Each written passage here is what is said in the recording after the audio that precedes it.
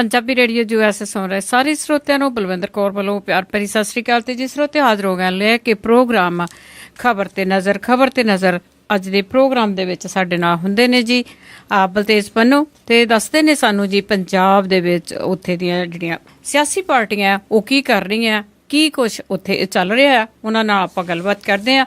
Punjabi radio USA ਨੂੰ ਤੁਸੀਂ ਜੀ ਵੱਖ-ਵੱਖ ਦੇਸ਼ਾਂ ਦੇ ਵੱਖ-ਵੱਖ ਨੰਬਰਾਂ ਤੇ ਕਾਲ ਕਰਕੇ ਸੁਣ ਸਕਦੇ ਆ ਜੀ। ਹੁਣ ਤੁਸੀਂ ਪੰਜਾਬੀ ਰੇਡੀਓ USA ਨੂੰ ਆਪਣੇ ਫੋਨ ਨੰਬਰਾਂ ਤੋਂ ਸੁਣ ਸਕਦੇ ਹੋ, ਜਿਸ ਦੇ ਵਿੱਚ USA ਦੇ ਲਈ 832 551 5029, 8325515029 ਜਾਂ 605 475 6868, 6054756868, UK ਦੇ ਲਈ 3300101100, 3300101100, ਜਰਮਨੀ ਦੇ ਲਈ 51180904041511 80904041, ਫਰਾਂਸ ਦੇ ਲਈ 3318014255, 33180142 ਆਸਟ੍ਰੇਲੀਆ ਦੇ ਲਈ 1300768450, 1300 768 450। ਹੁਣ ਤੁਸੀਂ ਆਪਣੇ ਦੇਸ਼ਾਂ ਦੇ ਵਿੱਚੋਂ ਇਹਨਾਂ ਨੰਬਰਾਂ ਦੇ ਉੱਤੇ ਕਾਲ ਕਰਕੇ ਪੰਜਾਬੀ ਰੇਡੀਓ USA ਨੂੰ ਲਾਈਵ ਸੁਣ ਸਕਦੇ ਹੋ। ਇਸ ਦੇ ਨਾਲ ਹੀ ਤੁਸੀਂ ਖਬਰ ਤੇ ਨਜ਼ਰ, ਸਿਹਤ ਸੰਭਾਲ ਦਾ ਪ੍ਰੋਗਰਾਮ, ਨਾਨ ਸਟਾਪ ਪੰਜਾਬੀ ਗੀਤ, ਗੁਰਬਾਣੀ ਰੇਡੀਓ, ਸ਼੍ਰੀ ਦਰਬਾਰ ਸਾਹਿਬ ਜੀ ਦੇ ਹੁਕਮਨਾਮਾ ਸਾਹਿਬ ਦੀ ਵਿਆਖਿਆ ਪੰਜਾਬੀ ਅਤੇ ਅੰਗਰੇਜ਼ੀ ਦੇ ਵਿੱਚ, ਵੱਖ-ਵੱਖ ਗੁਰੂ ਘਰਾਂ ਦਾ ਸਿੱਧਾ ਪ੍ਰਸਾਰਣ, ਇਹ ਸਾਰਾ ਕੁਝ ਇਹਨਾਂ ਨੰਬਰਾਂ ਤੇ ਡਾਇਲ ਕਰਕੇ ਸੁਣ ਸਕਦੇ ਹੋ। ਸੁਣਦੇ ਰਹੋ Punjabi radio USA। Punjabi radio USA ਨੂੰ ਤੁਸੀਂ ਇੰਟਰਨੈਟ ਦੇ ਜ਼ਰੀਏ ਵੀ ਸੁਣ ਸਕਦੇ ਹੋ ਜੀ, www.punjabiradiousa.com ਤੇ। ਪੰਜਾਬੀ ਰੇਡੀਓ USA ਦੇ ਇਸ ਪ੍ਰੋਗਰਾਮ ਨੂੰ ਸਪਾਂਸਰ ਕੀਤਾ ਗਿਆ ਹੈ ਜੀ ਖਾਲਸਾ ਇੰਸ਼ੋਰੈਂਸ ਏਜੰਸੀ, ਜੋ ਓਬਾਮਾ ਕੇਅਰ, ਕੈਲੀਫੋਰਨੀਆ ਕਵਰਡ ਦੀ ਇੰਸ਼ੋਰੈਂਸ ਦੀਆਂ ਐਪਲੀਕੇਸ਼ਨਾਂ ਭਰਦੇ ਨੇ ਜੀ। ਕੈਲੀਫੋਰਨੀਆ ਤੇ ਵਾਸ਼ਿੰਗਟਨ, ਸਿਆਟਲ ਵਾਲੀ ਸਾਈਡ ਤੇ, ਇਹ ਦੋਹਾਂ ਸਟੇਟਾਂ ਦੇ ਵਿੱਚ ਐਪਲੀਕੇਸ਼ਨਾਂ ਭਰਦੇ। ਤੁਸੀਂ ਇਹਨਾਂ ਨੂੰ ਕਾਲ ਕਰ ਸਕਦੇ ਜੀ। ਕਰਮਪਾਲ ਸਿੰਘ ਜੀ, ਜਸਜੀਤ ਸਿੰਘ ਜੀ, ਕੁਲਵੰਤ ਸਿੰਘ, ਨਵਿੰਦਰ ਕੌਰ ਜੀ, ਦਲੀਪ ਸਿੰਘ ਤੇ ਅਵਤਾਰ ਸਿੰਘ, ਅਮੰਜਲ ਬ੍ਰਦਰਸ, ਰਜਿੰਦਰ ਕੌਰ ਜੀ, ਰਾਜਿੰਦਰ ਕੁਮਾਰ ਜੀ ਤੇ ਗੁਰਦੀਪ ਸਿੰਘ ਜੀ, ਤੁਹਾਡਾ ਬਹੁਤ-ਬਹੁਤ ਧੰਨਵਾਦ ਕਰਦੇ ਹਾਂ ਜੀ, ਤੁਸੀਂ ਇਸ ਪ੍ਰੋਗਰਾਮ ਨੂੰ ਸਪਾਂਸਰ ਕੀਤਾ। ਹੁਣ ਆਪਾਂ ਗੱਲਬਾਤ ਕਰਦੇ ਹਾਂ ਜੀ ਬਲਤੇਜ ਪੰਨੂ ਹੋਰਾਂ ਦੇ ਨਾਲ। ਬਲਤੇਜ ਪੰਨੂ ਜੀ, ਸਤਿ ਸ਼੍ਰੀ ਅਕਾਲ, ਸਵਾਗਤ ਹੈ ਜੀ। ਸਤਿ ਸ਼੍ਰੀ ਅਕਾਲ ਜੀ, ਧੰਨਵਾਦ ਜੀ, ਬਹੁਤ ਮਿਹਰਬਾਨੀ। ਅੱਜ ਹੀ ਬਲਤੇਜ ਪੰਨੂ ਜੀ ਆਪਾਂ ਸ਼ੁਰੂ ਕਰਦੇ ਹਾਂ ਕਿ ਅੱਜ ਜਿਹੜਾ ਵਰਲਡ ਪ੍ਰੈਸ ਦਿਵਸ ਆ ਤੇ ਇਸ ਦੀ ਜਿਹੜਾ ਵਿਸਥਾਰ ਦੇ ਨਾਲ ਸਾਡੇ ਨਾਲ ਅਸੀਂ ਚਾਹੁੰਦੇ ਹਾਂ ਕਿ ਆਪਾਂ ਗੱਲਬਾਤ ਕਰੀਏ। ਇਹ ਵਿਸ਼ਵ ਪ੍ਰੈਸ ਦਿਵਸ ਜਿਹੜਾ ਜੀ, ਇਹ ਪਿਛਲੇ ਕਾਫੀ ਲੰਬੇ ਸਮੇਂ ਤੋਂ ਜਿਹੜਾ ਮਨਾਇਆ ਜਾਂਦਾ ਇੰਟਰਨੈਸ਼ਨਲ ਪੱਧਰ ਦੇ ਉੱਤੇ, ਕਿਉਂਕਿ ਪ੍ਰੈਸ ਜਿਹੜੀ ਹੈ ਜੀ ਉਹਦੀ ਜ਼ਿੰਮੇਵਾਰੀ ਇਸ ਵੇਲੇ ਜਿਹੜਾ ਵਿਸ਼ਵ ਦੇ ਵਿੱਚ ਸਾਰੀ ਦੁਨੀਆ ਦੇ ਵਿੱਚ ਤੁਸੀਂ ਕਹਿ ਲਓ ਕਿ ਜਿਹੜਾ ਰੌਲ ਘਚੋਲਾ ਜਿਹਾ ਪਿਆ ਹੋਇਆ, ਉਸ ਮੌਕੇ ਦੇ ਉੱਤੇ ਉਹਦੀ ਜ਼ਿਆਦਾ ਜਿਹੜੀ ਜ਼ਿੰਮੇਵਾਰੀ ਆ ਉਹ ਬਣ ਜਾਂਦੀ ਹੈ। ਪਰ ਇਹ ਵੀ ਇੱਕ ਸੱਚਾਈ ਹੈ ਜੀ ਕਿ ਜਿਹੜਾ ਕੋਰਪੋਰੇਟ ਅਦਾਰੇ ਨੇ ਜਦੋਂ ਦੇ ਉਹ ਪ੍ਰੈਸ ਦੇ ਵਿੱਚ ਆ ਗਏ ਨੇ ਦੁਨੀਆ ਭਰ ਦੇ ਵਿੱਚ, ਇੱਥੇ ਭਾਰਤ ਦੇ ਵਿੱਚ ਸਾਡੇ ਕੁਝ ਜ਼ਿਆਦਾ ਹੀ ਮੰਦੜੇ ਹਾਲੇ ਆ, ਤਾਂ ਉਦੋਂ ਇਹ ਜਿਹੜੀ ਆ ਜੀ ਡਿਊਟੀ ਦੁੱਗਣੀ ਹੋ ਜਾਂਦੀ ਹੈ ਜੀ ਮੇਰਾ ਖਿਆਲ ਪ੍ਰੈਸ ਵਾਲਿਆਂ ਦੀ। ਵਿਸ਼ਵ ਭਰ ਦੇ ਵਿੱਚ ਅੱਤਵਾਦੀਆਂ ਨਾਲ ਲੋਹਾ ਲੈਂਦੇ ਜਾਂ ਖਬਰਾਂ ਜਿਹੜੀਆਂ ਨੇ ਜੀ ਉਹਨਾਂ ਦੀ ਘੋਖ ਕਰਦੇ ਕਿੰਨੇ ਪੱਤਰਕਾਰ ਜਿਹੜੇ ਨੇ ਜੀ ਉਹ ਹਰ ਸਾਲ ਗੋਲੀਆਂ ਦਾ ਸ਼ਿਕਾਰ ਹੋ ਜਾਂਦੇ ਨੇ, ਜ਼ਾਲਮਾਂ ਦਾ ਜਿਹੜਾ ਸ਼ਿਕਾਰ ਹੋ ਜਾਂਦੇ ਨੇ। ਇਹ ਦਿਨ ਹੁੰਦਾ ਜਦੋਂ ਉਹਨਾਂ ਲੋਕਾਂ ਨੂੰ ਯਾਦ ਕੀਤਾ ਜਾਂਦਾ ਹੈ ਔਰ ਪ੍ਰੈਸ ਦੀਆਂ ਜਿਹੜੀਆਂ ਜ਼ਿੰਮੇਵਾਰੀਆਂ ਨੇ, ਜਿਹੜੀਆਂ ਉਹਦੀਆਂ ਡਿਊਟੀਜ਼ ਨੇ, ਉਹਨਾਂ ਨੂੰ ਯਾਦ ਕੀਤਾ ਜਾਂਦਾ। ਅੱਜ ਇੱਕ ਹੋਰ ਬਹੁਤ ਅਹਿਮ ਦਿਨ ਹੈ।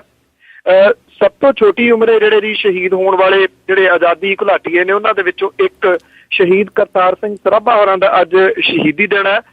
ਪ੍ਰੈਸ ਦੇ ਨਾਲ ਉਹ ਵੀ ਜੁੜੇ ਰਹੇ ਨੇ, ਕਿਉਂਕਿ ਗਦਰ ਅਖਬਾਰ ਜਿਹੜਾ ਸੀਗਾ ਜੀ, ਜਿਹਨੇ ਭਾਰਤ ਦੀ ਆਜ਼ਾਦੀ ਦੇ ਵਿੱਚ ਬਹੁਤ ਵੱਡਾ ਰੋਲ ਨਿਭਾਇਆ, ਇਹਦਾ ਇੱਕ ਮੇਰਾ ਖਿਆਲ ਇਹਦੀ ਜਿਹੜੀ ਦੇਣ ਹੈ ਉਹ ਕਿਸੇ ਵੀ ਹਾਲਤ ਦੇ ਵਿੱਚ ਉਹਨੂੰ ਮਨਫੀ ਕਰਕੇ ਨਹੀਂ ਦੇਖਿਆ ਜਾ ਸਕਦਾ ਕਿਸੇ ਪੱਖੋਂ ਵੀ, ਕਿਉਂਕਿ ਜਿੰਨੇ ਬੜੇ ਲਿਮਟਿਡ ਦੇ ਰਿਸੋਰਸ ਦੇ ਨਾਲ ਇਹ ਛਪਦਾ ਸੀਗਾ ਤੇ ਅੱਗੇ ਜਾ ਕੇ ਡਿਲੀਵਰ ਹੁੰਦਾ ਸੀਗਾ, ਅੱਜ ਮੇਰਾ ਖਿਆਲ ਉਹੋ ਜਿਹੀ ਕਮਿਟਮੈਂਟ ਦੀ ਦੁਬਾਰਾ ਜਿਹੜੀ ਹੈ ਜੀ ਜ਼ਰੂਰਤ ਹੈ ਪ੍ਰੈਸ ਦੇ ਵਾਸਤੇ।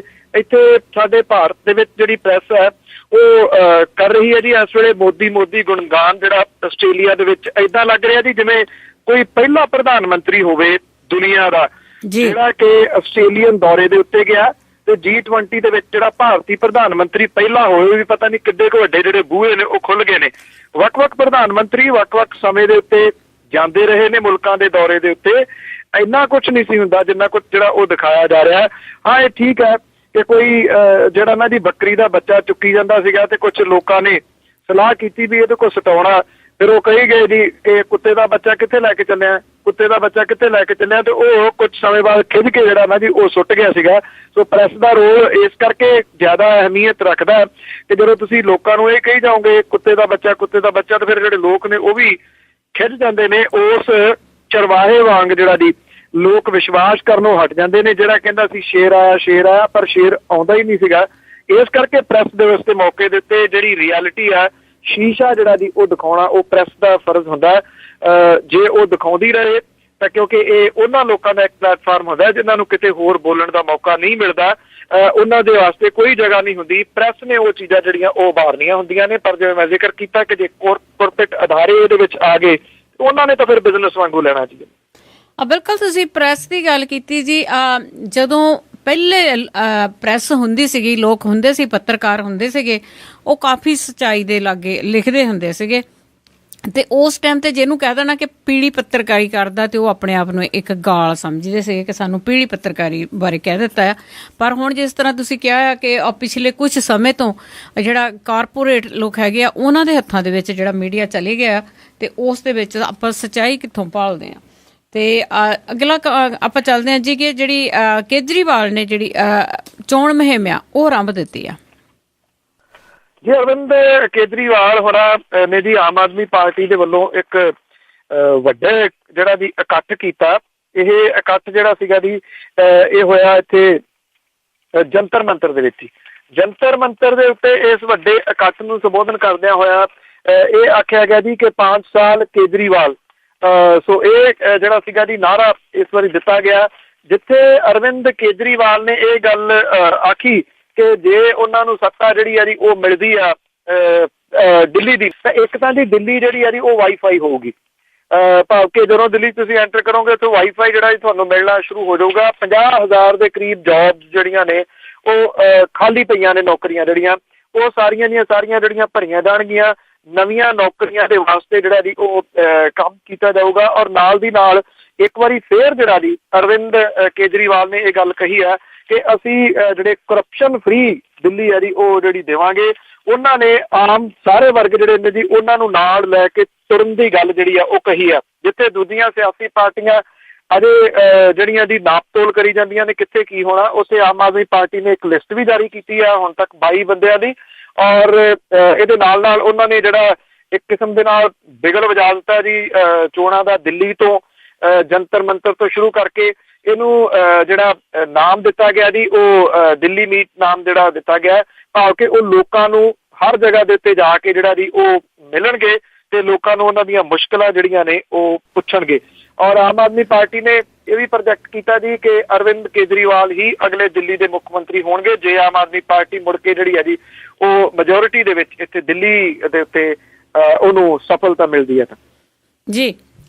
ਤੇ ਜੀ ਅੱਗੇ ਗੱਲ ਕਰਦੇ ਆ ਜੇ ਜਿਵੇਂ ਯੂਥ ਅਕਾਲੀ ਦਲ ਆ ਉਸ ਦਾ ਵੀ ਪੁਨਰਗਠਨ ਹੋ ਗਿਆ ਦੁਬਾਰਾ ਜੀ।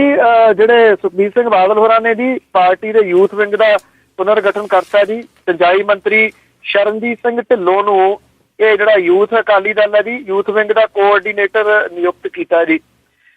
ਜੇ ਆਪਾਂ ਮੇਰਾ ਖਿਆਲ ਗਿਨੀਜ਼ ਬੁੱਕ ਦੇ ਵਿੱਚ ਨਾਮ ਜ਼ਰੂਰ ਆਉਣਾ ਚਾਹੀਦਾ ਕਿਉਂਕਿ ਯੂਥ ਦੀ ਇੱਕ ਤਾਂ ਕੋਈ ਸੀਮਾ ਹੁੰਦੀ ਆ, ਇੱਕ ਤਾਂ ਜਿਹੜੀ ਹੱਦ ਮਿੱਥੀ ਜਾਂਦੀ ਆ। ਇੱਥੇ ਹੱਦ ਕੋਈ ਨਹੀਂ ਗੀ ਜੀ।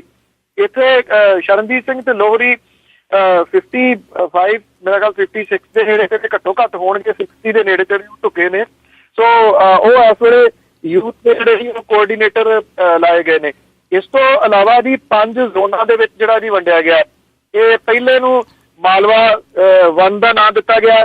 ਇਸ ਜ਼ੋਨ ਦੇ ਵਿੱਚ ਕੰਵਰਜੀਤ ਸਿੰਘ ਰੋਜ਼ੀ ਬਰਕੰਦੀ ਨੂੰ ਬਣਾਇਆ ਗਿਆ। ਬਠਿੰਡਾ, ਮਾਨਸਾ, ਮੁਕਤਸਰ, ਫਾਜ਼ਿਲਕਾ, ਫਿਰੋਜ਼, ਫਰੀਦਕੋਟ ਇਹਦੇ ਵਿੱਚ ਸ਼ਾਮਲ ਨੇ ਜੀ। ਦੂਜਾ ਜ਼ੋਨ ਜਿਹੜਾ ਜੀ ਉਹ ਹਰਪਾਲ ਜਨੇਜਾ ਨੂੰ ਦਿੱਤਾ ਗਿਆ। ਇਹਦੇ ਵਿੱਚ ਪਟਿਆਲਾ, ਸੰਗਰੂਰ, ਫਤਿਹਗੜ੍ਹ ਸਾਹਿਬ ਤੇ ਮੋਹਾਲੀ ਜਿਹੜੇ ਉਹ ਸ਼ਾਮਲ ਕੀਤੇ ਗਏ ਨੇ। ਮਾਲਵਾ 3 ਜਿਹੜਾ ਬਣਾਇਆ ਗਿਆ ਜੀ ਉਹਦੇ ਵਿੱਚ ਤਰਸੇਮ ਸਿੰਘ ਭਿੰਡਰ ਜਿਹੜਾ ਜੀ ਉਹਨੂੰ ਇੱਥੇ ਨਿਯੁਕਤ ਕੀਤਾ ਗਿਆ। ਇਹਦੇ ਵਿੱਚ ਲੁਧਿਆਣਾ, ਮੋਗਾ ਤੇ ਰੋਪੜ ਜ਼ਿਲ੍ਹੇ ਜਿਹੜੇ ਸ਼ਾਮਲ ਨੇ। ਇਸੇ ਤਰੀਕੇ ਦੇ ਨਾਲ ਦੁਆਬੇ ਦੇ ਵਿੱਚ ਚੌਥਾ ਜ਼ੋਨ ਬਣਾਇਆ ਗਿਆ ਔਰ ਮਾਝੇ ਦੇ ਵਿੱਚ ਜਿਹੜਾ ਜੀ ਉਹ 5ਵਾਂ ਜ਼ੋਨ ਜਿਹੜਾ ਜੀ ਉਹ ਬਣਾਇਆ ਗਿਆ। ਸੋ ਇਹ ਯੂਥ ਅਕਾਲੀ ਦਲ ਜਿਹੜਾ ਜੀ, ਜਿਹਨੇ ਅਸਲ ਦੇ ਵਿੱਚ ਅਕਾਲੀ ਦਲ ਨੂੰ ਪੜ੍ਹਨੇ ਪਾਇਆ ਹੋਇਆ ਪਿਛਲੇ ਕੁਝ ਸਮੇਂ ਤੋਂ, ਕਿਉਂਕਿ ਜਿੰਨੀਆਂ ਕੁ ਵਾਰਦਾਤਾਂ ਇੱਥੇ ਹੋਈਆਂ ਨੇ ਪੰਜਾਬ ਦੇ ਵਿੱਚ ਉਹ ਯੂਥ ਅਕਾਲੀ ਦਲ ਵਾਲੇ ਹੀ ਸਨ ਜੀ, ਜਿਨ੍ਹਾਂ ਦੇ ਵਿੱਚ ਉਹ ਸ਼ਾਮਲ ਰਹੇ ਨੇ। ਚਾਹੇ ਉਹ ਜਿਹੜਾ ਫਰੀਦਕੋਟ ਤੋਂ ਲੜਕੀ ਅਗਵਾ ਕਰਕੇ ਲਿਜਾਣਾ ਹੋਵੇ, ਚਾਹੇ ਉਹ ਅੰਮ੍ਰਿਤਸਰ ਦੇ ਵਿੱਚ ਇੱਕ ASI ਦੀ ਆਪਣੀ ਧੀ ਦੀ ਰੱਖਿਆ ਕਰਦਾ ਉਹਦੀ ਗੋਲੀ ਮਾਰ ਕੇ ਕਤਲ ਕਰਨਾ ਹੋਵੇ, ਚਾਹੇ ਲੁਧਿਆਣੇ ਦੇ ਵਿੱਚ ਇੱਕ ਸੀਨੀਅਰ ਆਫੀਸਰ ਦੀ ਕੁੱਟ-ਕੁੱਟ ਕੇ ਲੱਤ ਤੋੜਨੀ ਹੋਵੇ, ਤੇ ਚਾਹੇ ਖੰਨੇ ਦੇ ਵਿੱਚ ਜਿਹੜਾ ਉਹ ਕਤਲ ਹੋਣ ਦੀ, ਇਹ ਸਾਰੇ ਜਗ੍ਹਾ ਦੇ ਉੱਤੇ ਯੂਥ ਅਕਾਲੀ ਦਲ ਹੀ ਜਿਹੜਾ ਉਹ ਸ਼ਾਮਲ ਰਿਹਾ। ਪਰ ਹੁਣ ਇਹਨੂੰ 5 ਜ਼ੋਨਾਂ ਦੇ ਵਿੱਚ ਵੰਡ ਦਿੱਤਾ ਗਿਆ ਜੀ ਵੀ ਆਪੋ ਆਪਣਾ ਏਰੀਆ ਸੰਭਾਲੋ। ਹਾਂਜੀ ਬਿਲਕੁਲ, ਖੁੱਲੇ ਗੱਫੇ। ਤੇ ਅੱਗੇ ਗੱਲ ਕਰਦੇ ਹਾਂ ਜੀ, ਜਿਵੇਂ ਚੂਹੇ ਮਾਰਨ ਵਾਲੀ ਦਵਾਈ ਦੇ ਕੇ ਜਿਹੜੇ ਕੁਛ ਇਹ ਗੱਲ ਚੱਲ ਰਹੀ ਆ ਕਿ ਕੁਛ ਕੁ ਲੋਕਾਂ ਨੇ ਉਹ ਦਵਾਈ ਦਿੱਤੀ ਗਈ ਆ ਤੇ ਉਹਨਾਂ ਦੀ ਮੌਤ ਹੋ ਗਈ ਆ। ਇਹ ਐਕਚੁਅਲੀ ਜਿਹੜਾ ਇਹਨਾਂ ਦੀ ਨਸਬੰਦੀ ਕਾਂਡ ਸੀਗਾ ਜੀ, ਜਿਹਦੇ ਵਿੱਚ 13 ਔਰਤਾਂ ਮਾਰੀਆਂ ਗਈਆਂ ਸਨ ਜੀ, ਜਿਹੜਾ ਉਹਨਾਂ ਦਾ ਆਪਰੇਸ਼ਨ ਕੀਤਾ ਗਿਆ ਸੀਗਾ ਉਸ ਕਾਂਡ। ਹੁਣ ਇੱਕ ਰਿਪੋਰਟ ਜਿਹੜੀ ਸਾਹਮਣੇ ਆਈ ਹੈ ਕਿ ਇਹਦੇ ਵਿੱਚ ਐਕਚੁਅਲੀ ਜਿਹੜੀ ਦਵਾਈ ਸੀਗੀ ਜੀ, ਉਹਦੇ ਚੂਹੇ ਮਾਰਨ ਵਾਲੀ ਜਿਹੜੀ ਦਵਾਈ ਹੈ ਉਹ ਸ਼ਾਮਲ ਸੀਗੀ ਜੀ, ਜਿਹਦੇ ਕਰਕੇ ਇਹਨਾਂ ਔਰਤਾਂ ਦੀ ਜਿਹੜੀ ਹੈ ਉਹ ਡੈਥ ਹੋਈ ਹੈ। ਤੁਸੀਂ ਅੰਦਾਜ਼ਾ ਲਾਓ ਕਿ ਕਿੰਨੀ ਅਣਗਹਿਲੀ ਜਿਹੜੀ ਹੈ ਜੀ ਇਸ ਦਵਾਈ ਵਾਲੇ ਮਾਮਲੇ ਦੇ ਉੱਤੇ ਕੀਤੀ ਆ। ਇੱਕ ਦੂਜੀ ਗੱਲ ਇਹ ਕਿ ਰਿਪੋਰਟਸ ਜਿਹੜੀਆਂ ਨੇ ਉਹ ਅਕਸਰ ਬਣਾ ਲਈਆਂ ਜਾਂਦੀਆਂ ਨੇ, ਸ਼ਾਇਦ ਉਸ ਪੱਖੋਂ ਵੀ ਥੋੜੀ ਰਿਪੋਰਟ ਆ ਸਕਦੀ ਹੈ ਕਿ ਬਣਾ ਲਈ ਗਈ ਕਿ ਠੀਕ ਹੈ ਜੀ, ਕਿਉਂਕਿ ਦਵਾਈ ਦੀ ਕੰਪਨੀ ਵਾਲਾ ਜਿਹੜਾ ਬੰਦਾ ਜੀ ਉਹਦਾ ਅਰੈਸਟ ਹੋ ਗਿਆ, ਤੇ ਉਸ ਪਾਸੇ ਪਾ ਕੇ ਬਾਕੀ ਜਿਹੜੀ ਸਰਕਾਰ ਤੇ ਜਿਹੜੇ ਡਾਕਟਰ ਨੇ ਜੀ ਉਹ ਇਹਦੇ ਵਿੱਚੋਂ ਸਾਫ਼ ਬਰੀ ਜਿਹੜਾ ਜੀ ਉਹ ਹੋ ਜਾਣਗੇ ਕਿ ਇੱਕ ਬੰਦੇ ਦੇ ਉੱਤੇ ਜਿਹੜਾ ਪਾ ਦਿੱਤਾ ਗਿਆ। ਹੁਣ ਚੂਹੇ ਮਾਰਨ ਵਾਲੀ ਦਵਾਈ ਆ ਕਿਵੇਂ ਗਈ ਉੱਥੇ, ਕਿਹਨੇ ਵਰਤੀ ਉਹ, ਉਹਦੇ ਵਾਸਤੇ ਕੋਈ ਟੈਸਟ ਵਗੈਰਾ ਪਹਿਲਾਂ ਨਹੀਂ ਕੀਤੇ ਗਏ, ਇਹ ਪੜਿਆ ਨਹੀਂ ਗਿਆ ਕਿ ਉਸ ਦਵਾਈ ਦੇ ਵਿੱਚ ਕੀ ਕੁਝ ਜਿਹੜਾ ਜੀ ਉਹ ਸ਼ਾਮਲ ਹੈ। ਇਹ ਸਾਰਾ ਕੁਝ ਮੇਰਾ ਕੱਲ ਠੱਪ ਦਿੱਤਾ ਜਾਊਗਾ, ਇਹ ਕਹਿ ਕੇ ਉਹਦੇ ਵਿੱਚ ਚੂਹੇ ਮਾਰਨ ਵਾਲੀ ਦਵਾਈ ਸੀਗੀ। 13 ਔਰਤਾਂ ਮਾਰੀਆਂ ਗਈਆਂ, 2-2 ਲੱਖ ਰੁਪਈਆ ਉਹਨਾਂ ਦੇ ਪਰਿਵਾਰਾਂ ਦੇ ਮੂੰਹ ਦੇ ਵਿੱਚ ਦੇ ਕੇ ਉਹਨਾਂ ਨੂੰ ਚੁੱਪ ਕਰਵਾ ਦਿੱਤਾ ਗਿਆ ਜੀ। ਹਾਂਜੀ ਬਿਲਕੁਲ ਜੀ, ਮੇਰੇ ਖਿਆਲ ਦੇ ਵਿੱਚ ਇਨਸਾਨ ਦੀ ਜ਼ਿੰਦਗੀ ਦੀ ਕੋਈ ਵੀ ਕਦਰ ਨਹੀਂ ਭਾਰਤ ਦੇ ਵਿੱਚ। ਅੱਗੇ ਪਿੱਛੇ ਜਿਹੜੇ 2 ਮੁੰਡੇ ਆ ਜਿਹੜੇ ਉਹ ਕਤਲ ਕਰ ਦਿੱਤੇ ਗਏ ਸੀਗੇ ਕੁਝ ਪੁਲਿਸ ਵੱਲੋਂ ਜਾਂ ਰਾਜਸੀ ਪਾਰਟੀ ਵੱਲੋਂ, ਤੇ ਉਹਨਾਂ ਦੀ ਇੱਕ ਕਮੇਟੀ ਬਣੀ ਸੀਗੀ ਜੀ, ਉਹਨਾਂ ਦੀ ਕੋਈ ਅਪਡੇਟ ਹੈ ਜੀ? ਇਹ ਜਿਹੜੀ ਕਮੇਟੀ ਹੈ ਜੀ, ਜਿਹੜੀ ਤਾਂ ਸਰਕਾਰ ਨੇ ਇੱਕ ਬਣਾਈ ਸੀਗੀ ਜੀ, ਉਹਦੀ ਤਾਂ ਅਜੇ ਕੋਈ ਰਿਪੋਰਟ ਨਹੀਂ ਆਈ ਕਿ ਕੀ ਹੋਇਆ ਕੀ ਨਹੀਂ। ਇਹ ਇੱਕ ਐਕਸ਼ਨ ਕਮੇਟੀ ਬਣੀ ਸੀਗੀ ਜੀ ਤਰਸੇਮ ਜੋਧਾ ਹੋਰਾਂ ਦੀ ਅਗਵਾਈ ਦੇ ਵਿੱਚ। ਇਹ ਜਿਹੜੀ ਕਮੇਟੀ ਹੈ ਜੀ, ਇਹਦੀ ਇੱਕ ਰਿਪੋਰਟ ਜਿਹੜੀ ਆਈ ਹੈ, ਇਹਦੇ ਵਿੱਚ ਉਹਨਾਂ ਨੇ ਸਪਸ਼ਟ ਇਸ਼ਾਰਾ ਜਿਹੜਾ ਜੀ ਕੀਤਾ ਕਿ ਇਹ ਐਕਚੁਅਲੀ ਜਿਹੜੇ ਕਤਲ ਸੀਗੇ ਇਹ ਸਿਆਸੀ ਕਤਲ ਸੀਗੇ। ਇਹ ਆਖਿਆ ਗਿਆ ਜੀ ਕਿ ਇਹ ਮੁੰਡੇ ਜਿਹੜੇ ਸੀਗੇ ਇਹ ਪਹਿਲਾਂ ਅਕਾਲੀ ਦਲ ਦੇ ਨਾਲ ਸੰਬੰਧਿਤ ਸੀਗੇ, ਬਾਅਦ ਦੇ ਵਿੱਚ ਜੀ ਇਹ ਚਲੇ ਗਏ ਆਮ ਆਦਮੀ ਪਾਰਟੀ ਦੇ ਨਾਲ। ਇੱਕ ਵਾਰੀ ਇਹਨਾਂ ਦੇ ਏਰੀਏ ਦੇ ਵਿੱਚ ਆਮ ਆਦਮੀ ਪਾਰਟੀ ਦਾ ਬੂਥ ਲੱਗਿਆ, ਬੂਥ ਹੀ ਨਹੀਂ ਲੱਗਿਆ ਬਲਕਿ ਇਹ ਕਿ ਜਿਹੜੀਆਂ ਸੀਗੀਆਂ ਵੋਟਾਂ ਉਹਨਾਂ ਨੂੰ ਪਈਆਂ ਜੀ, ਵੱਧ ਵੋਟਾਂ ਪਈਆਂ, ਇੱਥੋਂ ਪਾਰਟੀ ਸੀਗੀ ਉਹ ਜਿੱਤੀ ਜੀ ਇਸ ਏਰੀਏ ਤੋਂ। ਔਰ ਇਹੀ ਜਿਹੜਾ ਸੀਗਾ ਇਹਨਾਂ ਨੂੰ ਪਸੰਦ ਨਹੀਂ ਆਇਆ ਜਿਹੜੇ ਉੱਥੇ ਅਕਾਲੀ ਸਨ ਦੀ, ਜਿਹੜੀ ਵਜ੍ਹਾ ਕਰਕੇ ਇਹ ਜਿਹੜੇ ਮੁੰਡੇ ਸੀਗੇ ਇਹਨਾਂ ਦੇ ਉਦੋਂ ਤੋਂ ਹੀ ਵੈਰ ਜਿਹੜੇ ਪਏ ਹੋਏ ਸੀਗੇ ਕਿ ਇਹਨਾਂ ਨੂੰ ਕਿਸੇ ਨਾ ਕਿਸੇ ਤਰੀਕੇ ਨਾਲ ਮੱਤ ਜਿਹੜੀ ਆ ਉਹ ਸਿਖਾਉਣੀ ਆ। ਤੇ ਮੱਤ ਫਿਰ ਸਿਖਾਈ ਦੀ ਕਿ ਉਹਨਾਂ ਦਾ ਤੁਹਾਨੂੰ ਪਤਾ ਹੀ ਹੈ ਜੀ ਕਿ ਅਕਾਲੀ ਆਗੂ ਨੇ ਪੁਲਿਸ ਵਾਲਿਆਂ ਨੂੰ ਲੈ ਕੇ ਨਾਲ ਜੀ ਇਹਨਾਂ ਨੂੰ ਸ਼ਰੇਆਮ ਮਾਰ ਕੇ ਜਿਹੜਾ ਸੀਗਾ ਉਹ ਮਾਰ ਦਿੱਤਾ ਸੀਗਾ ਔਰ ਮੁਕਾਬਲਾ ਬਣਾਉਣ ਦੀ ਕੋਸ਼ਿਸ਼ ਕੀਤੀ ਸੀ। ਪਰ ਬਾਅਦ ਦੇ ਵਿੱਚ ਕਿ ਰਿਐਲਿਟੀ ਜਿਹੜੀ ਉਹ ਸਾਹਮਣੇ ਆ ਗਈ, ਪਤਾ ਲੱਗ ਗਿਆ ਜੀ ਕਿ ਇਹਨਾਂ ਦੇ ਇਹ ਤਾਂ ਕਤਲ ਕੀਤੇ ਗਏ ਨੇ, ਕੋਈ ਮਸਲਾ ਨਹੀਂ ਹੋਇਆ ਜੀ। ਇਹ ਐਕਸ਼ਨ ਕਮੇਟੀ ਦੀ ਰਿਪੋਰਟ ਆ ਜੀ। ਜੋ ਐਕਸ਼ਨ ਕਮੇਟੀ ਦੀ ਰਿਪੋਰਟ ਜਿਹੜੀ ਆ ਜੀ ਉਹਨੂੰ ਸਰਕਾਰ ਨੇ ਮੰਨਣਾ ਤਾਂ ਹੈ ਨਹੀਂਗਾ, ਸਰਕਾਰ ਕਹੂਗੀ ਏਦਾਂ ਦੀ ਕੋਈ ਗੱਲ ਨਹੀਂ ਹੈਗੀ, ਪਰ ਸਰਕਾਰ ਦੀ ਆਪਣੀ ਰਿਪੋਰਟ ਜਿਹੜੀ ਆ ਜੀ ਉਹ ਕੁਝ ਵੀ ਨਹੀਂ ਆਈ। ਲੱਗਦਾ ਜੀ ਕਿ ਮਾਮਲਾ ਜਿਹੜਾ ਹਾਲ ਦੀ ਘੜੀ ਤਾਂ ਠੰਡਾ ਪੈਂਦਾ ਜਾਂਦਾ ਜੀ। ਜੀ ਬਿਲਕੁਲ, ਇਹ ਬਹੁਤ ਸਾਰੇ ਜਿਹੜੇ ਮਾਮਲੇ ਆ ਉਹ ਠੰਡੇ ਵਾਸਤੇ ਦੇ ਵਿੱਚ ਚਲੇ ਜਾਂਦੇ ਆ ਤੇ ਉਸ ਤੇ ਕੋਈ ਵੀ ਐਕਸ਼ਨ ਜਿਹੜਾ ਨਹੀਂ ਲਿਆ ਜਾਂਦਾ। ਤੇ ਇੱਕ ਵਾਪਸ ਆਉਂਦੇ ਜੀ ਨੰਨੀ ਸ਼ਾਹ ਵੱਲ, ਇੱਕ ਨੰਨੀ ਸ਼ਾਹ ਦੇ ਇਲਾਕੇ ਦੇ ਵਿੱਚ ਜਿਹੜੀਆਂ ਨੰਨੀਆਂ ਸ਼ਾਵਾਂ ਆ ਉਹ ਫਾਹਾ ਲੈ ਕੇ ਆਪਣਾ ਖਾਤਮਾ ਕਰ ਰਹੀਆਂ। ਬੜਾ ਇੱਕ ਨਾ ਜੀ ਬਹੁਤ ਹੀ ਮਾੜੀ ਘਟਨਾ ਜਿਹੜੀ ਹੈ ਜੀ ਵਾਪਰੀ ਹੈ ਜੀ ਬਠਿੰਡੇ ਲੋਕ ਸਭਾ ਹਲਕੇ ਦੇ ਵਿੱਚ ਗੋਨੇਆਣਾ ਪੈਂਦਾ ਜੀ, ਉਹਦੇ ਨਜ਼ਦੀਕ ਇਹ ਘਟਨਾ ਵਾਪਰੀ ਹੈ। ਇੱਕ ਅਕਾਲੀ ਪਰਿਵਾਰ ਹੈ ਜੀ, ਇਹ ਅਕਾਲੀ ਪਰਿਵਾਰ ਜਿਹੜਾ ਉਹਨਾਂ ਦੀ ਨੂੰਹ ਔਰ ਇਹਨਾਂ ਦਾ ਜਿਹੜਾ ਜਿਹਦੀ ਇਹ ਵਾਈਫ ਸੀਗੀ ਜੀ, ਉਹ ਯੂਥ ਅਕਾਲੀ ਦਲ ਦਾ ਆਗੂ ਹੈ ਜੀ। ਗੋਨਿਆਣਾ ਕਲਾਂ ਦੇ ਸਰਕਾਰੀ ਸਕੂਲ ਬਲਾਹੜ ਵਿੰਜੂ ਦੇ ਵਿੱਚ ਜਿਹੜਾ ਜੀ ਇਹ ਟੀਚਰ ਸੀਗੀ, ਇਹ ਲੜਕੀ ਜਿਹੜੀ ਅਮਨਦੀਪ ਕੌਰ, ਔਰ ਇਹ ਵਿਆਹੀ ਹੋਈ ਸੀ ਜੀ ਇਸ ਅਕਾਲੀ ਪਰਿਵਾਰ ਦੇ ਵਿੱਚ। ਇਹ ਕਿਹਾ ਇਹਨੇ ਨਾ ਜੀ ਸੁਸਾਈਡ ਕਰ ਲਿਆ। ਜਿਹੜਾ ਟੈਂਕ ਹੁੰਦਾ ਪਾਣੀ ਵਾਲਾ ਟੈਂਕ, ਉਹਦੇ ਵਿੱਚ ਆਪਣੇ ਆਪ ਨੂੰ ਵੀ ਸੁੱਟ ਲਿਆ ਤੇ ਆਪਣੀਆਂ ਧੀਆਂ ਜਿਹੜੀਆਂ ਜੀ ਉਹਨਾਂ ਨੂੰ ਵੀ ਖਤਮ ਕਰ ਲਿਆ ਇਸ ਟੈਂਕ ਦੇ ਵਿੱਚ ਸੁੱਟ ਕੇ। ਜਿਹੜੀਆਂ ਰਿਪੋਰਟਾਂ ਨੇ ਮੁੱਢਲੀਆਂ, ਉਹਦੇ ਵਿੱਚ ਇਹ ਪਤਾ ਲੱਗ ਰਿਹਾ ਕਿ ਇਹ ਜਿਹੜੀ ਲੜਕੀ ਸੀਗੀ ਇਹਨੂੰ ਦਾਜ ਭੇਜਣ ਵਾਸਤੇ ਬਹੁਤ ਤੰਗ ਕੀਤਾ ਜਾ ਰਿਹਾ ਸੀਗਾ। ਖਾਸ ਤੌਰ ਤੇ ਜਦੋਂ ਤੋਂ ਉਹਦੀ ਦੂਸਰੀ ਬੇਟੀ ਦਾ ਜਨਮ ਹੋਇਆ, 15 ਲੱਖ ਰੁਪਏ ਛੂਛਕ ਲਿਆਉਣ ਦੇ ਵਾਸਤੇ ਜਿਹੜਾ ਉਹ ਕਿਹਾ ਜਾ ਰਿਹਾ ਸੀਗਾ। ਤੁਸੀਂ ਦੇਖੋ ਕਿ ਇਦੋਂ ਉੱਪਰਲਾ ਜਿਹੜਾ ਮਾੜੀ ਗੱਲ ਇਹ ਕੀਤੀ ਆ ਕਿ ਇਹ ਜਿਹੜਾ ਅਕਾਲੀ ਪਰਿਵਾਰ ਹੈ ਜੀ, ਜਿਹੜਾ ਕਿ ਹਰਸਿਮਰਤ ਕੌਰ ਬਾਦਲ ਦੇ ਬਹੁਤ ਨੇੜੇ ਕਿਹਾ ਜਾਂਦਾ ਤੇ ਇਸ ਏਰੀਏ ਦੇ ਵਿੱਚ ਸਾਰਾ ਉਹਨਾਂ ਦਾ ਕੰਮਕਾਜ ਜਿਹੜਾ ਸੰਭਾਲਦਾ, ਉਹ ਇਹਨਾਂ 2 ਮਾਸੂਮ ਬੱਚੀਆਂ ਤੇ ਅਮਨਦੀਪ ਕੌਰ ਜਿਹੜੀ ਉਹਨਾਂ ਦੀ ਮਾਂ, ਉਹਨਾਂ ਦੀਆਂ ਲਾਸ਼ਾਂ ਜਿਹੜੀਆਂ ਵਾਟਰ ਟੈਂਕ ਦੇ ਵਿੱਚ ਤਰਦੀਆਂ ਛੱਡ ਕੇ ਆਪ ਸਾਰੇ ਦਾ ਸਾਰਾ ਜਿਹੜਾ ਜੀ ਉਹ ਫਰਾਰ ਹੋ ਗਿਆ। ਪਿੰਡ ਵਾਲੇ ਡੈਡ ਬੋਡੀਜ਼ ਜਿਹੜੀਆਂ ਨੇ ਉਹ ਕੱਢੀਆਂ ਨੇ। ਸੋ ਦੀਵੇ ਥੱਲੇ ਹਨੇਰੇ ਵਾਲੀ ਜਿਹੜੀ ਗੱਲ ਹੈ ਜੀ, ਇੰਨੀਆਂ ਐਡਾਂ ਚੱਲਦੀਆਂ ਨੇ ਕਿ ਨੰਨੀ ਛਾਂ ਜਿਹੜੀ ਬਚਾਓ, ਪਰ ਉਹਨਾਂ ਦੇ ਨੇੜਲੇ ਜਿਹੜੇ ਨੇ ਉਹ ਕੀ ਕਰ ਰਹੇ ਨੇ, ਇਹ ਇੱਕ ਮਿਸਾਲ ਤੁਹਾਡੇ ਸਾਹਮਣੇ। ਜੀ ਬਿਲਕੁਲ, ਨੰਨੀਆਂ ਛਾਵਾਂ ਨੂੰ ਕੌਣ ਬਚਾਵੇ। ਦੇਖੋ ਤੇ ਅੱਗੇ ਗੱਲ ਕਰਦੇ ਜੀ, ਜਿਵੇਂ ਦੁਨੀਆ ਭਰ ਦੇ ਵਿੱਚ ਜਿਹੜੀਆਂ ਤੇਲ ਦੀਆਂ ਕੀਮਤਾਂ ਉਹ ਥੱਲੇ ਨੂੰ ਗਈਆਂ, ਪਰ ਪੰਜਾਬ ਸਰਕਾਰ ਨੇ ਡੀਜ਼ਲ ਦੀਆਂ ਕੀਮਤਾਂ ਦੇ ਵਿੱਚ ਜਿਹੜੇ ਆ ਉਹ ਵਾਧੇ ਕਰ ਦਿੱਤੇ ਆ। ਜੀ ਪੰਜਾਬ ਸਰਕਾਰ ਉਲਟ ਚੱਲਦੀ, ਥੋੜਾ ਤੁਸੀਂ ਇਹ ਕਹਿ ਲਓ ਜਿਹੜਾ 9.5% ਸੀਗਾ ਜੀ ਫੈਸਲਾ ਹੋਇਆ, ਉਹਨੂੰ ਹੁਣ 11.5% ਜਿਹੜਾ ਜੀ ਉਹ ਪੰਜਾਬ ਸਰਕਾਰ ਨੇ ਕਰ ਦਿੱਤਾ ਜੀ। ਇਹਦੇ ਨਾਲ ਪੰਜਾਬ ਦੇ ਵਿੱਚ ਜਿਹੜਾ ਜੀ ਉਹ ਡੀਜ਼ਲ ਮਹਿੰਗਾ ਹੋ ਗਿਆ। ਰਾਤ ਤੋਂ ਜਿਹੜਾ ਜੀ ਇਹ ਮਹਿੰਗਾ ਡੀਜ਼ਲ ਮਿਲਣਾ ਸ਼ੁਰੂ ਹੋ ਗਿਆ ਤੇ ਜਿਹੜਾ ਹੁਣ ਚੰਡੀਗੜ੍ਹ ਦਾ ਰੇਟ ਆ ਜੀ ਉਹਦੇ ਵਿੱਚ ਕਾਫੀ ਫਰਕ ਪੈ ਗਿਆ। ਕਿ ਚੰਡੀਗੜ੍ਹ ਦੇ ਵਿੱਚ ਡੀਜ਼ਲ ਸਸਤਾ ਹੋ ਗਿਆ।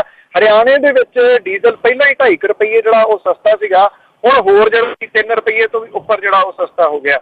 ਜਿਹੜੇ ਪੰਜਾਬ ਦੀ ਸਰਹੱਦ ਦੇ ਨਾਲ ਲੱਗਦੇ ਪੈਟਰੋਲ ਪੰਪ ਨੇ ਹਰਿਆਣੇ ਦੇ ਵਿੱਚ, ਉਹਨਾਂ ਦੀ ਕਮਾਈ ਜਿਹੜੀ ਆ ਜੀ ਉਹ ਵੱਧ ਜਾਣੀ ਹੈ ਤੇ ਜਿਹੜੇ ਪੰਜਾਬ ਵਾਲੇ ਨੇ ਉਹਨਾਂ ਦੀ ਕਮਾਈ ਜਿਹੜੀ ਆ ਜੀ ਉਹ ਘਟ ਜਾਣੀ ਆ। ਸਰਕਾਰ ਪਿਛਲੇ ਦਿਨਾਂ ਤੋਂ ਉਹਨੂੰ ਇਹ ਕਿਹਾ ਜਾ ਰਿਹਾ ਸੀਗਾ ਕਿ ਅੰਤਰਰਾਸ਼ਟਰੀ ਮੰਡੀ ਦੇ ਵਿੱਚ ਜਿਹੜੀਆਂ ਕਰੂਡ ਆਇਲ ਦੀਆਂ ਕੀਮਤਾਂ ਨੇ ਉਹ ਘਟਣ ਕਰਕੇ ਇੱਥੇ ਘਟੇ ਨੇ ਜੀ ਡੀਜ਼ਲ ਦੀਆਂ ਪ੍ਰਾਈਸਿਸ, ਤੇ ਬੱਸਾਂ ਦਾ ਕਿਰਾਇਆ ਘਟਾਓ। ਬੱਸਾਂ ਦਾ ਕਿਰਾਇਆ ਜਿਹੜਾ ਸੀਗਾ ਉਹ ਘਟਾਉਣ ਦੇ ਵਾਸਤੇ ਉਹ ਕਹਿੰਦੇ ਕੋਈ ਨਹੀਂ, ਇਹਦੇ ਸੰਬੰਧੀ ਅਸੀਂ ਅਜੇ ਫੈਸਲਾ ਲਵਾਂਗੇ ਛੇਤੀ। ਤੇ ਫੈਸਲਾ ਕੀ ਲਿਆ ਗਿਆ ਜੀ, ਤੇ ਨਾ ਰਹੂਗਾ ਬਾਂਸ ਨਾ ਵੱਜੂਗੀ ਬੰਸਰੀ। ਉਹਨਾਂ ਨੇ ਡੀਜ਼ਲ ਦੇ ਰੇਟ ਵਧਾਤੇ। ਹੁਣ ਉਹਨਾਂ ਨੂੰ ਕਹਿਣ ਨੂੰ ਹੋਊਗਾ ਡੀਜ਼ਲ ਦੇ ਰੇਟ ਇੰਟਰਨੈਸ਼ਨਲ ਲੈਵਲ ਤੇ ਘਟੇ ਨੇ, ਪੰਜਾਬ 'ਚ ਅਸੀਂ ਵਧਾਤੇ, ਇਸ ਕਰਕੇ ਬੱਸਾਂ ਦਾ ਕਿਰਾਇਆ ਜਿਹੜਾ ਕਿਵੇਂ ਘਟਾਈਏ ਜੀ। ਕਿਉਂਕਿ ਮੈਕਸੀਮਮ ਟਰਾਂਸਪੋਰਟ ਦੇ ਉੱਤੇ ਤਾਂ ਸੱਤਾਧਾਰੀ ਜਿਹੜੇ ਉਹ ਨੇ, ਉਹ ਬੱਸਾਂ ਦਾ ਕਿਰਾਇਆ ਜਿਹੜਾ ਸੀ ਤਾਂ ਕਿ ਲੋਕਾਂ ਨੂੰ ਥੋੜਾ ਸੁੱਖ ਦਾ ਸਾਹ ਹੋਗਾ, ਉਹ ਘਟਾਉਣ ਦੀ ਬਜਾਏ ਡੀਜ਼ਲ ਦੇ ਰੇਟ ਜਿਹੜੇ ਨੇ ਉਹ ਵਧਾ ਦਿੱਤੇ ਨੇ ਤੇ ਵਧੇ ਹੋਏ ਰੇਟਾਂ ਦੇ ਮੁਤਾਬਕ ਜਿਹੜਾ ਡੀਜ਼ਲ ਦੀ ਉਹ ਮਿਲਣਾ ਸ਼ੁਰੂ ਹੋ ਗਿਆ। ਬਿਲਕੁਲ ਜੀ, ਕਿਉਂ ਤੁਸੀਂ ਦੱਸ ਹੀ ਦਿੱਤਾ ਕਿ ਬੱਸਾਂ ਉਹਨਾਂ ਦੀਆਂ ਆਪਣੀਆਂ। ਤੇ ਅੱਗੇ ਚੱਲਦੇ ਜੀ ਕਿਸਾਨਾਂ ਵੱਲ, ਕਦੀ ਇਹਨਾਂ ਦੀਆਂ ਫਸਲਾਂ ਰੁਲਦੀਆਂ ਤੇ ਹੁਣ ਵੀ ਕਿਸਾਨਾਂ ਦੇ ਉੱਤੇ ਹੋਰ ਟੈਕਸ ਮੜ ਦਿੱਤੇ ਗਏ ਆ ਜੀ। ਇਹ ਨਵਾਂ ਜਲ ਟੈਕਸ ਆ ਗਿਆ ਜੀ। ਟੈਕਸਾਂ ਦੇ ਨਾਂ ਪਤਾ ਨਹੀਂ ਕਿੱਥੋਂ ਕੱਢ ਕੇ ਜਿਹੜਾ ਜੀ ਉਹ ਲਿਆਉਂਦੇ ਨੇ। ਮੁਫਤ ਪਾਣੀ, ਮੁਫਤ ਬਿਜਲੀ ਦਾ ਨਾਅਰਾ ਤਾਂ ਦਿੰਦੇ ਨੇ ਕਿ ਇੱਥੇ ਕਿਸਾਨਾਂ ਨੂੰ ਦਿੱਤਾ ਜਾ ਰਿਹਾ, ਪਰ ਜਿਹੜੇ ਕਿਸਾਨ ਨੇ ਨਾ ਜੀ, ਮੂਰਖਪਣਾ ਉਹਨਾਂ ਦਾ ਵੀ ਬਹੁਤ ਵੱਡਾ। ਉਹ ਜਾਂ ਤਾਂ ਕਹਿ ਲਓ ਭੋਲੇ ਨੇ, ਉਹਨਾਂ ਤੱਕ ਗੱਲ ਹੀ ਨਹੀਂ ਪਹੁੰਚਦੀ। ਮੈਂ ਅੱਗੇ ਵੀ ਇੱਕ ਦਿਨ ਤੁਹਾਡੇ ਨਾਲ ਸਾਂਝਾ ਕੀਤਾ ਸੀਗਾ, ਜੇ ਪਹਿਲਾਂ ਜਦੋਂ ਬਿਜਲੀ ਦੇ ਬਿੱਲ ਲੱਗਦੇ ਸਨ ਤਾਂ ਜਿਹੜਾ 5 ਰੁਪਏ ਮੰਨ ਲਓ ਮੋਟਰ ਦਾ ਆ ਗਿਆ ਬਿੱਲ, 5 ਰੁਪਏ ਜਿਹੜਾ ਘਰ ਦਾ ਬਿੱਲ ਸੀਗਾ ਉਹ ਆ ਜਾਂਦਾ ਸੀਗਾ, 10 ਰੁਪਈਆਂ 'ਚ ਸਰਦਾ ਸੀਗਾ।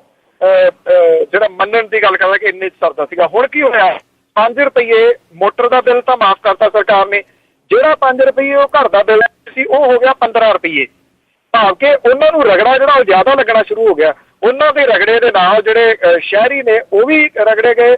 ਜ਼ਿਮੀਂਦਾਰ ਅਜੇ ਵੀ ਨਹੀਂ ਸਮਝ ਰਿਹਾ, ਉਹ ਕਹਿੰਦਾ ਜੀ ਮੁਫਤ ਬਿਜਲੀ ਸਾਨੂੰ ਮਿਲ ਰਹੀ। ਮੁਫਤ ਬਿਜਲੀ ਕਿੱਥੇ ਮਿਲ ਰਹੀ ਹੈ ਜੀ? ਇਹ ਮੁਫਤ ਬਿਜਲੀ ਨਹੀਂ ਹੈ, ਦੂਜੇ ਪਾਸੇ ਤੋਂ ਲੋਕਾਂ ਦੀਆਂ ਜੇਬਾਂ ਦੇ ਵਿੱਚੋਂ ਜਿਹੜਾ ਕੱਢਿਆ। ਹੁਣ ਇਹ ਜਲ ਟੈਕਸ ਜਿਹੜਾ ਜੀ ਨਵਾਂ ਲਾਗੂ ਕਰ ਦਿੱਤਾ। 60 ਕਰੋੜ ਰੁਪਏ ਦਾ ਬੋਝ ਜਿਹੜਾ ਜੀ ਉਹ ਕਿਸਾਨਾਂ ਦੇ ਉੱਤੇ ਪਾ ਦਿੱਤਾ ਗਿਆ। 50 ਰੁਪਏ ਪ੍ਰਤੀ ਏਕੜ ਦੇ ਹਿਸਾਬ ਦੇ ਨਾਲ 30 ਨਵੰਬਰ ਤੋਂ ਇਹ ਜਿਹੜੀ ਹਰ ਜ਼ਿਮੀਂਦਾਰ ਨੂੰ ਜਿਹੜਾ ਜੀ ਉਹ ਦੇਣਾ ਪੈਣਾ। ਸਰਕਾਰ ਵੱਲੋਂ ਪਹਿਲਾਂ ਜੀ ਕਿਸਾਨਾਂ ਤੋਂ ਆਦੀਆਂ ਦਾ ਜਿਹੜਾ ਜੀ ਉਹ ਵਸੂਲ ਕੀਤਾ ਜਾਂਦਾ ਸੀਗਾ, ਜਿਹਦੀ ਥਾਂ ਦੇ ਉੱਤੇ ਹੁਣ ਇਹ ਜਲ ਟੈਕਸ ਜਿਹੜਾ ਜੀ ਉਹ ਮਿਲੂਗਾ।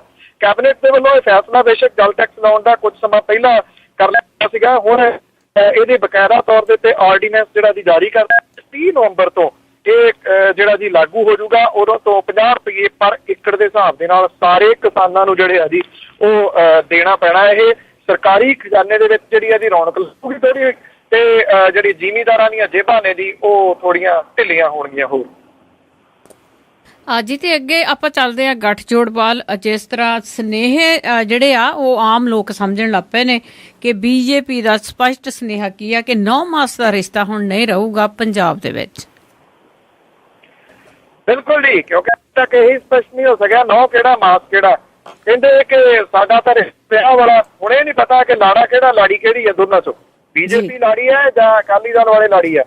ਸੋ ਹੁਣ ਜਿਹੜਾ ਜੀ ਜਿਹੜੇ ਨਰਿੰਦਰ ਮੋਦੀ ਤੇ ਅਮਿਤ ਸ਼ਾਹ ਦੇ ਵੱਲੋਂ ਕੁਝ ਸੂਤਰ ਜਿਹੜੇ ਦੱਸਦੇ ਨੇ ਕਿ ਉਹਨਾਂ ਨੇ ਸਿੱਧਾ ਸੁਨੇਹਾ ਜਿਹੜਾ ਅਕਾਲੀ ਦਲ ਨੂੰ ਦੇ ਦਿੱਤਾ ਕਿ ਬਹੁਤ ਹੋ ਗਿਆ ਗੱਠਜੋੜ, ਹੁਣ ਅੱਗੋਂ ਲੰਮਾ ਅਸੀਂ ਨਹੀਂ ਚੱਲ ਸਕਦੇ। ਜਿਹੜੀ ਬੀਜੇਪੀ ਦੀ ਹਾਈ ਕਮਾਂਡ ਹੈ ਜੀ ਉਹਨੇ ਇਹ ਗੱਲ ਕਹੀ ਆ ਕਿ ਜਿਹੜੇ ਬੁੱਢੀ ਲੀਡਰਸ਼ਿਪ ਸੀ ਠੀਕ ਆ, ਉਹਨਾਂ ਦੇ ਨਾਲ ਸਮਝੌਤੇ ਜਿਹੜੇ ਪੁੱਗ ਗਏ, ਭਾਵੇਂ ਕਿ ਅਟਲ ਬਿਹਾਰੀ ਵਾਜਪੇਈ, ਪ੍ਰਕਾਸ਼ ਸਿੰਘ ਬਾਦਲ ਹੋਰੀ ਜਾਂ ਲਾਲ ਕ੍ਰਿਸ਼ਨ ਅਡਵਾਨੀ ਹੋਰਾਂ ਨਾਲ ਪੁੱਗ ਗਏ। ਹੁਣ ਨਹੀਂ ਇਹ ਗੱਲ ਜਿਹੜੀ ਬਣਨੀ।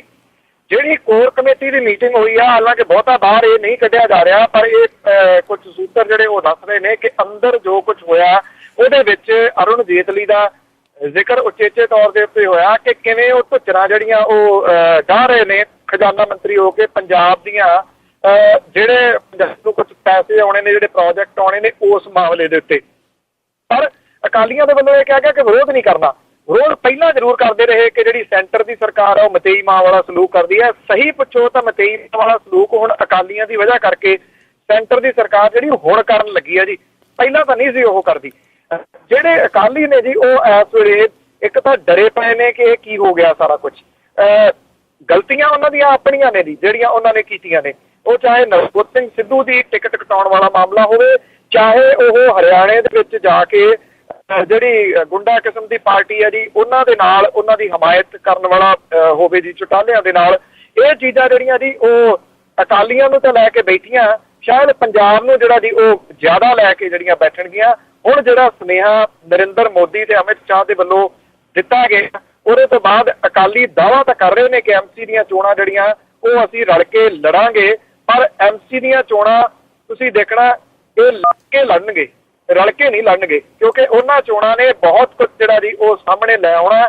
ਜਿਵੇਂ ਬਿਆਨਬਾਜ਼ੀ ਬੀਜੇਪੀ ਦੇ ਵੱਲੋਂ ਤੇਜ਼ ਹੋ ਗਈ ਆ, ਤੋਂ ਆਉਂਦੇ ਸਮੇਂ ਦੇ ਦੌਰਾਨ ਜਿਹੜਾ ਜੀ ਕਾਫੀ ਕੁਝ ਜਿਹੜਾ ਔਖਾ ਸਮਾਂ ਉਹ ਦੇਖਣਾ ਪੈਣਾ ਅਕਾਲੀ ਦਲ ਨੂੰ। ਅਕਾਲੀ ਦਲ ਇਸ ਮਾਮਲੇ ਦੇ ਉੱਤੇ ਚੁੱਪ ਇਸ ਕਰਕੇ ਕਰ ਰਿਹਾ ਕਿ ਜੇ ਅਸੀਂ ਕੁਝ ਬੋਲੇ ਤਾਂ ਇਸ ਵਿੱਚ ਜਿਹੜਾ ਇੱਕ ਦਲਿਤ ਕੁਝ ਜਿਹੜੇ ਲੀਡਰਸ਼ਿਪ ਆ ਜਿਹੜੀ ਬੈਠੀ ਅਕਾਲੀ ਦਲ ਦੇ ਵਿੱਚ ਉਹ ਤਿਆਰ ਬੈਠੀ ਮਾਰ ਕੇ ਜਾਣ ਨੂੰ ਕਿ ਉਹਨਾਂ ਨੇ ਜਿਹੜਾ ਜੀ ਚਲੇ ਜਾਣਾ ਬੀਜੇਪੀ ਦੇ ਵਿੱਚ। ਔਰ ਬੀਜੇਪੀ ਦੇ ਵਿੱਚ ਜਾਣ ਦੇ ਵਾਸਤੇ ਕਈ ਹੋਰ ਜਿਹੜੇ ਉਹ ਤਿਆਰ ਬੈਠੇ ਨੇ, ਪਰ ਉਹ ਸ਼ਰਤ ਲਾਈ ਬੈਠੇ ਨੇ। ਸ਼ਰਤ ਉਹਨਾਂ ਦੀ ਇਹ ਆ ਕਿ ਪਹਿਲਾਂ ਜਿਹੜੀ ਬੀਜੇਪੀ ਦੀ ਉਹ ਦਲ ਤੋਂ ਹਮਾਇਤ ਵਾਪਸ ਲਵੇ, ਫਿਰ ਅਸੀਂ ਆਵਾਂਗੇ। ਤੇ ਜੇ ਜਿਹੜੀ ਬੀਜੇਪੀ ਹੈ ਜੀ ਉਹ ਹਮਾਇਤ ਵਾਪਸ ਲੰਮੇ ਟਾਈਮ ਵਾਸਤੇ ਨਹੀਂ ਲੈਂਦੀ ਤਾਂ ਫਿਰ ਹੋ ਸਕਦਾ ਜੀ ਕਿ ਬੀਜੇਪੀ ਨੂੰ ਇਹ ਵੀ ਭੁਗਤਣਾ ਪਏ ਕਿ ਜਿਹੜੇ ਕੁਝ ਨੇਤਾ ਨੇ ਉਹ ਨਾ ਆਉਣ। ਇਸ ਕਰਕੇ ਮੇਰਾ ਖਿਆਲ ਸ਼ਾਇਦ ਇਹ ਨੁਕਸਾਨ ਜਿਹੜਾ ਉਹ ਨਹੀਂ ਝੱਲੂਗੀ ਤੇ ਆਉਂਦੇ ਦਿਨਾਂ ਦੇ ਕੁਝ ਨਵੇਂ ਪਟਾਕੇ ਜਿਹੜੇ ਨੇ ਉਹ ਸੁਣਨ ਨੂੰ ਮਿਲ ਸਕਦੇ ਆ ਪੰਜਾਬ ਦੇ ਵਿੱਚ। ਹਾਂਜੀ ਅਤੇ ਜੀ ਇੱਕ ਹੋਰ ਪ੍ਰਤਾਪ ਸਿੰਘ ਬਾਜਵਾ ਨੇ ਕਿਹਾ ਕਿ ਜਿਵੇਂ RRS ਆ ਪਿੰਡਾਂ ਦੇ ਵਿੱਚ ਦਾਖਲ ਹੋ ਗਈ ਹੈ ਤੇ ਕਾਂਗਰਸ ਉਹਨਾਂ ਨੂੰ ਰੋਕੂਗੀ। ਪ੍ਰਤਾਪ ਸਿੰਘ ਬਾਜਵਾ ਉਹਨਾਂ ਨੇ ਬਿਆਨ ਜਿਹੜਾ ਜੀ ਉਹ ਦਿੱਤਾ ਕਿਵੇਂ 14 ਤਰੀਕ ਤੋਂ ਨਸ਼ਿਆਂ ਦੇ ਖਿਲਾਫ ਪੰਜਾਬ ਬਚਾਓ ਮੁਹਿੰਮ ਸ਼ੁਰੂ ਕਰਨੀ ਸੀ, ਉਹਦਾ ਕੀ ਬਣਿਆ? ਨੇ ਅਜੇ ਤੱਕ ਉਹਦਾ ਨਹੀਂ ਕੁਝ ਵੀ ਦੱਸਿਆ ਜੀ ਕੀ ਜਿਹੜਾ ਜੀ ਕਿਉਂਕਿ ਉਹਨਾਂ ਦੀ ਦੁੱਖ ਦੀ ਰੰਗ ਜਿਹੜੀ ਆ ਉਹ ਫਰੀ ਹੈ ਜੀ।